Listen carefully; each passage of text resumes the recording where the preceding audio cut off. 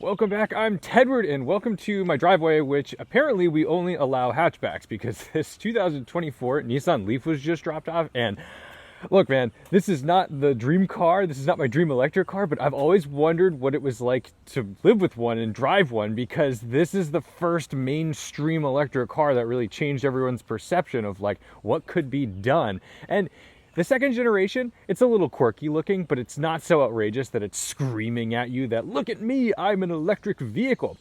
When the first generation came out, I think it's really cool because it came out in 2010. And that's only 2 years after the R35 GTR, if memory serves, which means that in that time frame, Nissan would have had two camps that were working on really incredible technology. Camp 1, Nissan GTR, seeking out to beat the Porsche 911 Turbo, and then another camp where they're trying to make a usable electric car that's going to be friendly for the American market. Very strange. The original Leaf, I think, only had a range of somewhere between 70 and 100 miles. This second generation has two variants. This is the larger battery pack with 60 kilowatt hours, not 40, and it'll do about 212 miles. So it should be fairly healthy, but it only charges at 50 kilowatts, and that puts it in Bolt territory, and the Bolt is dead. It may not be the value play or the most powerful thing, but it is really practical. You've got this nice 5-door hatchback. I've got all my stuff in here. I've got a whole day of things to do, and we're gonna head over to Bond Group, but I thought I can't just let this opportunity go to waste. I want to bring you along and maybe pay a little homage to this thing because it's kind of neat. I mean, look at even the carpets in here. They're kind of plush. They're deep. I mean, there's not like deep pile carpets in very many cars. You see that in like Rolls Royces and Bentleys, but not in Nissans. Up front, it's like it's a car, you know, it's very ordinary. This is a really strange little shift lever. It kind of reminds me of the Prius, but stranger. And you have a flat bottom steering wheel because Nissan loves to sportify things that aren't necessarily sporty, but make you feel like you're in something special. Gluing us to the road on a 17-inch wheel is a 215 section tire all around, and the charge port on this is up front, which is actually kind of cool because instead of having to be on a certain side of the car, you just pull right up and it's there. But I'm already running late, so let's get on the road because we got to go to Bond Group and pick up something a little more exotic than this. To start our Leaf, foot on the brake, we've got this. The speedometer, the needle goes up, but it only goes up to 100 and back. It doesn't go all the way. I think that's very strange. I do not know why. There are just things in this car that you're like, what the heck is that? And I think that's fun. It has an eco mode, which is just on naturally. I can't imagine you would ever not be in eco mode. It's a Leaf. And then e-pedal, which is just your one pedal drive situation, and very simple. We have wired Apple CarPlay, so we can plug this guy in. Of course you do it the wrong way first. To put it in reverse, we go over and forward, and then it knocks itself back. We've got a 360-degree view camera overhead. You can hear the little bong, bong. Ready? That's kind of odd, but it lets the pedestrians know that you're near. And you have a reverse camera, very simple, but not the highest quality, just kind of what we're used to from Nissan.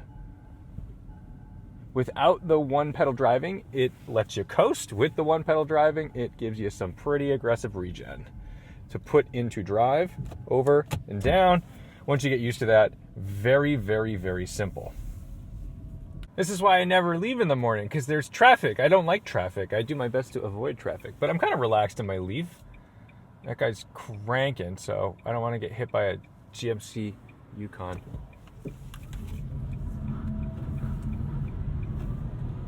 A little bit of wheel spin, but man, this got up to 40 miles an hour really quickly. The traction control light was flashing on me. It wasn't screeching tires, but you could hear it just kind of scrambling on that inside front. This is plenty quick. This actually is great. This is one of those cars that would have been like great proof of concept of livability with an EV. And I think that's what it did. That's why this car is special, because maybe it's not the cheapest thing. As it sits with this spec, ooh, 38 grand or like high 37s. That's a lot of money. This, you can get them for 27 or 28 if you get the smaller battery pack, but like, yeah, I don't know if you want to live with less than 200 miles of range. That makes like, ooh, nice M3. Great color. I don't think you want to live with less than 200 miles of range. This brake pedal is the weirdest thing. It's very bouncy, like bouncy. I've never felt a brake pedal like this. It is ultra confusing. Dude, this car is like so quiet. This is such a peaceful place to be. This car's been out, this generation, since 2017. So it's certainly not the latest and greatest in EV tech. And a lot has changed in 7 years. But it's good. It doesn't have the charge speed. It doesn't necessarily have the range. It's a little simple, but it really is a nice car. And you can tell that they just put their heart and soul into making this possible. It's a shame that Nissan has not then come out with the next big thing. Fingers crossed. Nissan's a great company.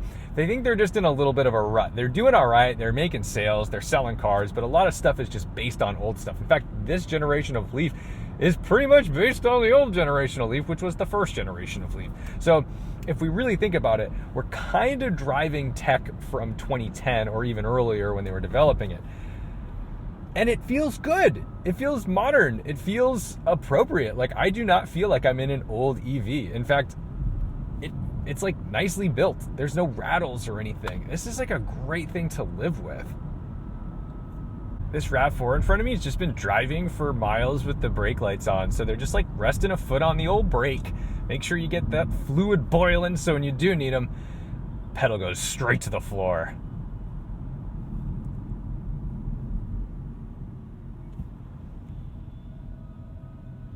Weird.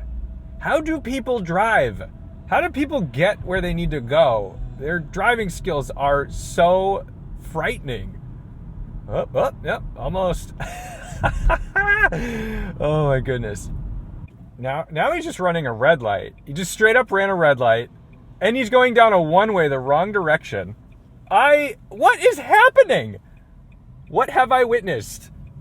Oh my goodness. These people are just on the road with you and I. Ugh. All right, let's get this Leaf out onto the highway, away from the crazies.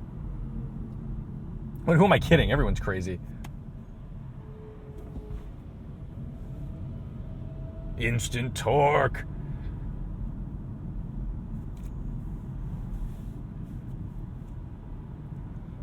From a day-to-day livability standpoint, EVs like really scratch an itch, because when I had my E92 M3, and I know this is like not the comparison you came for, it felt so difficult to just jump into traffic in certain situations because it had no torque. Oh no! What is this traffic? Oh my God, we're so screwed. How am I gonna get where I need to go? This is horrifying. Hang on. Oh no. Bond Group, Waltham, Massachusetts.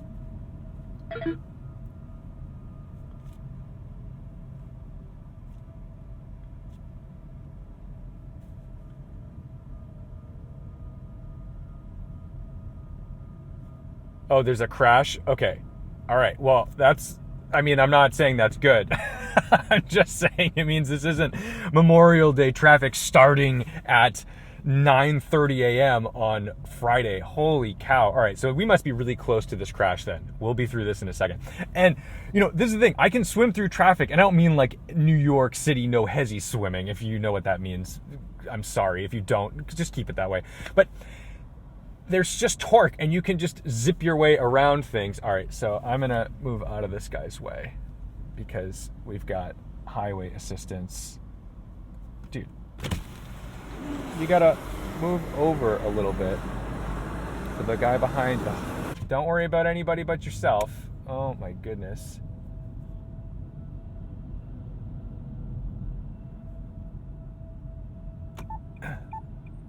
And we'll zip over here, let the emergency dude get through.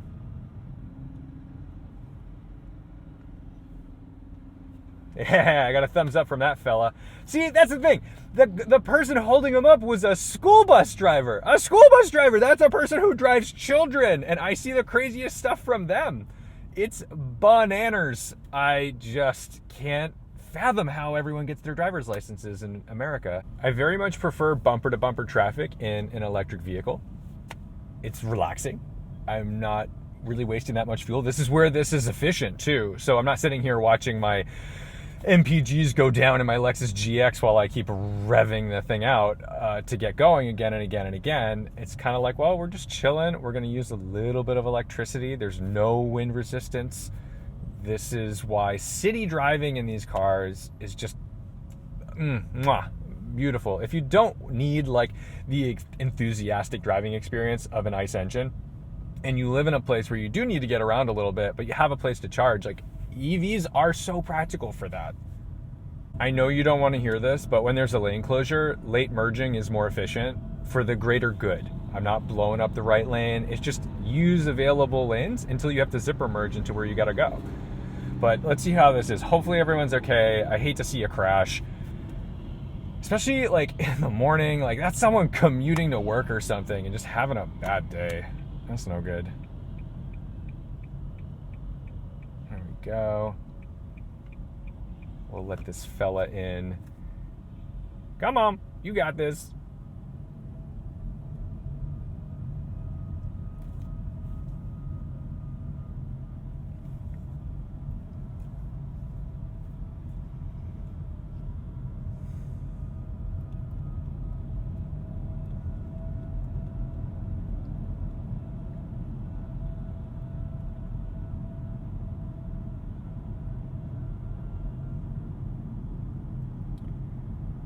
Well, it sure was a big one, but whatever was there is gone.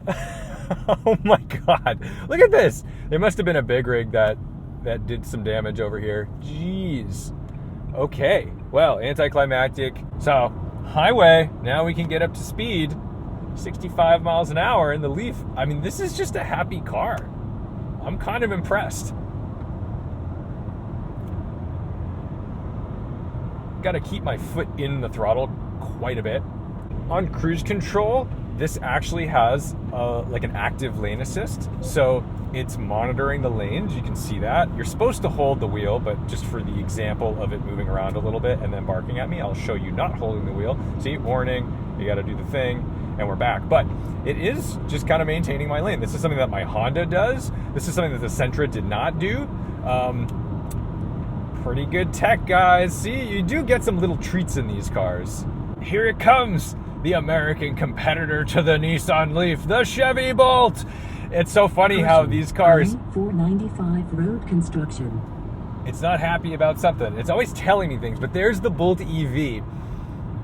That really is the thing that, you know, can put Leaf in the grave, or could put Leaf in the grave, because they are so similarly spec'd. But you've got to just decide, which tech do you want? Do you want the Japanese or do you want the Americans? And right now, the Americans, you know, sure, Bolt is dead. Leaf is likely on its way to being phased out. Tax credits are kind of dictating where you're going to buy your EVs from, because a $7,500 tax credit on a car that's mostly built in the US, oof, that is a big one. And if you don't qualify for that tax credit, boy, oh boy, does $7,500 make your MSRP look a heck of a lot higher. So, choice isn't really available with everything on these EVs right now. You've got to factor in a lot of stuff, which is annoying, because the point of these cars is to simplify your life, but unfortunately, you got to be like a financial guru. You've got to know how to charge. You've got to understand the infrastructure. You've got to make all these calculations and tables. And even if I spend more money on an electric vehicle than, say, a compact ICE vehicle like a Civic or a Corolla, when do I start to see the savings? Should I just spend less money on that car and pay for the fuel? And even at 40, 50 miles per gallon in some of those cars, like, maybe that's worth it. You know, it's so silly. It just needs to be obvious. It needs to just be, this is better and this is why. And even from an emission standpoint, it's tough to make that argument, because you can always make the argument that driving an older, less efficient vehicle with some miles on it and keeping it alive is more efficient than building a new vehicle out of new materials. And that's true for any vehicle, but especially when you've got a big old battery pack with some precious metals in it. Oh yes, nice big open on-ramp to ourselves. Let's see how the little Leaf gets along.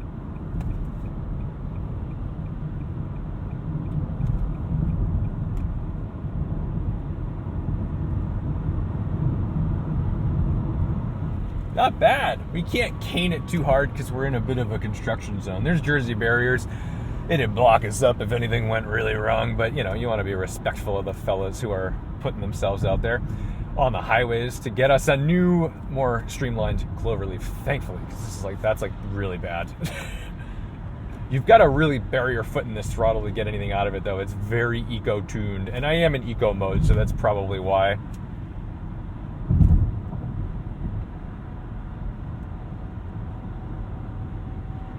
Speed is the enemy of the EV. Once you start pushing air, you start losing range at an alarming rate. But so far, so good. I've got a bunch of driving to do today, but I think we're going to be in good shape. Not too concerned about it. And we're here. Welcome to Bond Group. This is like, if I worked anywhere, I guess this is where I work. I am pleasantly surprised by this Nissan Leaf. It is outdated in so many ways. Of course, there's going to be cars that charge faster, have more range, and maybe even cost less because of tax credits. But I just didn't want to not tell you that Nissan made a really good electric car. And if you own one of these, keep it. Keep driving it, because like I got to tell you, it drives just as good, if not better, than a lot of other electric cars on the market. Like, it's a great little runabout. Some electric cars are overly complicated. They have things that fail on them and this and that. And if this car is like a reliable source of transportation for you and it's still doing the job, like, use it. This is great. You don't need to upgrade. I'm just a little surprised that an electric car that was built kind of so long ago, you know, this is an old architecture, is still so reasonable and decent to drive. So let's cross our fingers for the future of Nissan to like come back in a big way, start making the next generation of GTRs to stomp out Porsche, give them a little competition, make some EVs that are gonna put the big boys on notice. I don't know, man. I am optimistic. I hope they do well. But let's head into Bond Group. Thank you guys so much for watching, liking, commenting, and subscribing. Don't forget to respect the drive, and I'll see you in the next one. What do we have in the showroom today? Oh, it smells good in here.